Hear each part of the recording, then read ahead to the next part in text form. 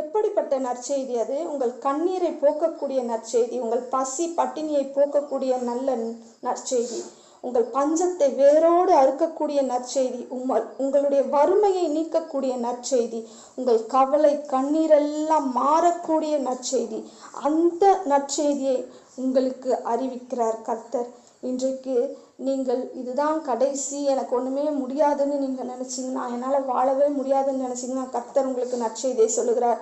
இது முடிவல்ல, ஆரம்பம். இனிமே தான் இருக்குது, இப்போதான் ஆரம்பம், இது முடிவல்ல, இப்போதான் ஆரம்பம்னு கர்த்தர் சொல்கிறாரு. இப்போது நீங்கள் ஆசீர்வாதத்தை பெற்றுக்கொண்டீங்க. அந்த ஆசீர்வாதத்தை என்ன பண்ணணும்? அநேகருக்கு ஆசீர்வாதமாக்கணும். 4 குஷ்டரோகிகளும் என்ன பண்ணுறாங்க? நம்ம மட்டும் இதை பெற்றுக்கொண்டா போதாது, இந்த நற்செய்தியை ஜனங்களுக்கும் அறிவிப்போம் வாருங்கள் சொல்லி போகிறாங்க. நற்செய்தியை அறிவிக்கணும்னு சொன்னால் எடுத்து பேகை மாட்டினமா போயிட்டு